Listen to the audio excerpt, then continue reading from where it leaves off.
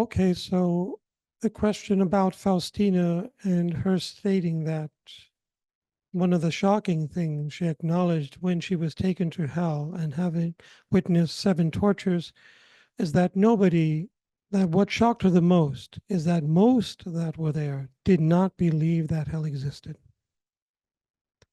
Now, how is this possible? Again, we go back to upright intention and bad intention.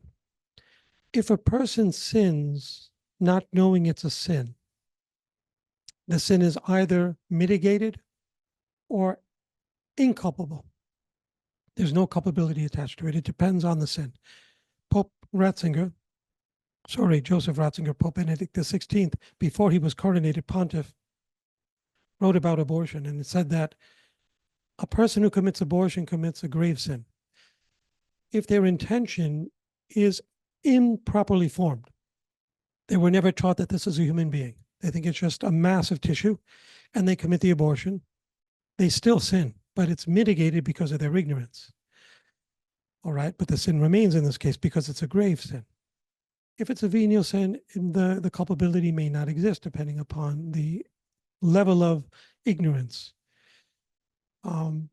Souls that are in hell and did not know there was a hell are those who were culpably ignorant. Okay?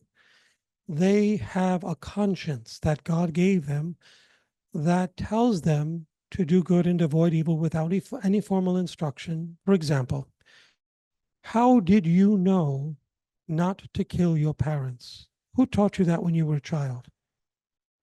If nobody taught it to you, why didn't you do it? Because something in you, the voice of God, your conscience said, don't do that. It's really, really bad. Same thing with killing someone else, torturing animals, whatever the case may be. There are certain things we don't do. And in the measure we violate that conscience within us without any formal education, we sin. So Jesus tells Catherine of Siena in that same work, The Dialogue of Divine Providence, that in the Old Testament, from the time Adam and Eve were expelled from Eden till the time Christ opened up Abraham's bosom, where the just were awaiting the Messiah, souls were going to hell. He even tells her they went to hell between the time of Adam's expulsion and the giving of the law through Moses. 2,000 years had passed with no written law. So the question is, how were they judged?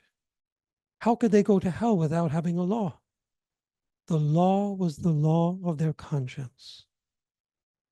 And in the measure they gravely violated that, they merited different degrees in hell. And in the measure they respected that, they merited different degrees in heaven. They would go to Abraham's limbo until Christ opened up the gates, early gates as they call them, to heaven.